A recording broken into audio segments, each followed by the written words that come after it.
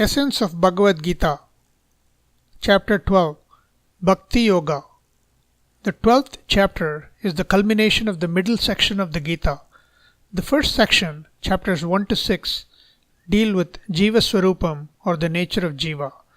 The second section, chapters 7 to 12, deal with Ishvara Swarupam or the nature of God. This chapter covers Bhakti Yoga and its benefits.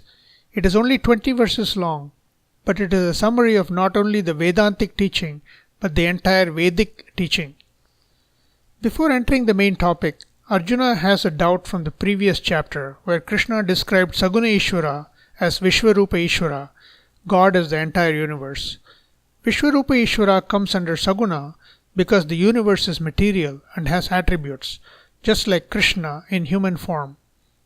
Krishna has also described Nirguna Ishvara, God without any attributes.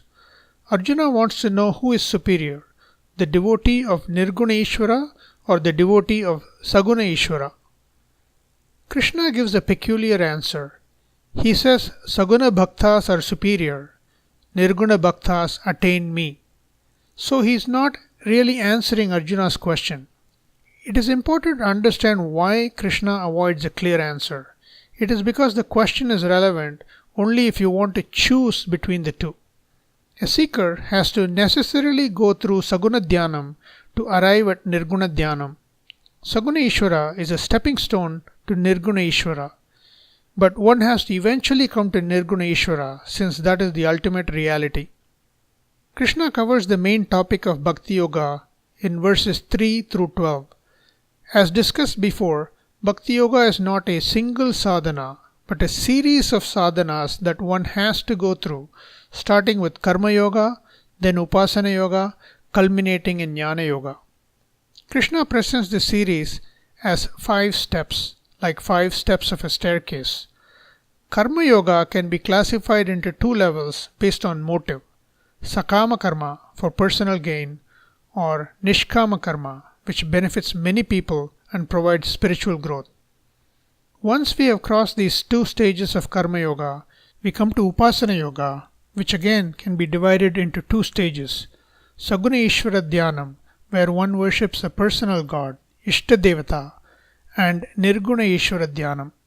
Only after going through all these 4 stages does a seeker acquire Sadhana Chatushtaya Sampatti, or the qualifications for Jnana Yoga. In simple language, this is mental purity and preparedness for self-knowledge. Jnana Yoga is the 5th and final level of Bhakti Yoga. It consists of Shravanam, study, Mananam, conviction, and Nididhyasanam, assimilation of the knowledge. Krishna says Jnana Yoga is difficult. If Jnana Yoga is difficult, is there any other choice? No. What should I do then? Jnana Yoga is difficult for the unprepared mind. Prepare your mind so Jnana Yoga becomes easy. How do I prepare myself? If I find the 5th step of Jnana Yoga difficult, go to the 4th step of Nirguna Ishvara Dhyanam. If that is difficult, go to the 3rd step of Saguna Ishvara Upasana. You get the idea. If the first step is difficult, you always have your next birth. Once a seeker has gone through the 5 stages, he becomes a jnani, or in the language of the 2nd chapter, a sthira prajna. One should remember that the 5 stages are not clear-cut divisions. Typically, everyone will be following many or all sadhanas, but one will be predominant.